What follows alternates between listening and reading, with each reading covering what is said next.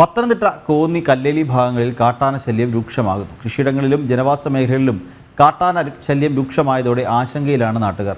അധികൃതർക്ക് നിരവധി പരാതികൾ നൽകിയിട്ടും നടപടിയില്ലെന്നാണ് നാട്ടുകാർ പറയുന്നത്.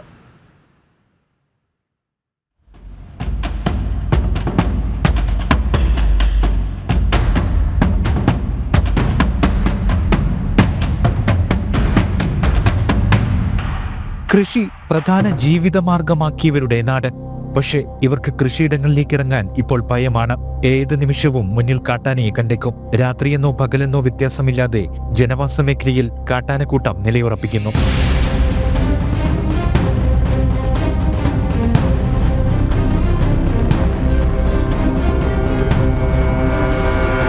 കോന്നിയിലെ കുളത്തുമൺ, കല്ലേലി എന്നിവിടങ്ങളിലെല്ലാം ആനശല്യമുണ്ട്. ഇവിടെയെല്ലാം പൈനാപ്പിൾ കൃഷിയാണ് പ്രധാനം. അതും ഏക്കർ കണക്കിന്. പടക്കം പൊട്ടിച്ചു, സ്പീക്കറിൽ കടുവയുടെ ശബ്ദം പുറപ്പെടുവിച്ചും മുൻകരുതലുകൾക്ക് ശേഷമാണ് തൊഴിലാളികൾ കൃഷിയിടങ്ങളിലേക്ക് ഇറങ്ങുന്നത്. കുളത്തുമൺ പാടം അടക്കമുള്ള വനമേഖലകളിൽ വന്യജീവികളുടെ ആക്രമണം രൂക്ഷമാണ്.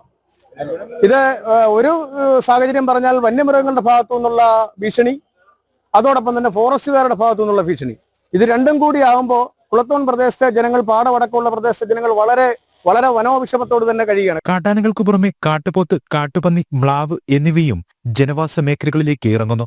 വന്യമൃഗശല്യം തടയാൻ ചിലയിടങ്ങളിൽ ഫെൻസിംഗ് സ്ഥാപിച്ചിട്ടുണ്ട്. പക്ഷേ ഇത് പ്രശ്നത്തിന് ശാശ്വത പരിഹാരമല്ല. ട്രഞ്ച് നിർമ്മിക്കാൻ വനംവകുപ്പ് അനുമതിയും വേണം. ഇനിയൊരു മനുഷ്യജീവൻ വന്യമൃഗ ആക്രമണത്തിൽ പൊലിയും മുന്നേ ശാശ്വതമായ പരിഹാരം ഉണ്ടാകണമെന്ന് മാത്രമാണ് നാട്ടുകാർക്ക് പറയാനുള്ളത്. ജനം, പത്തനംതിട്ട.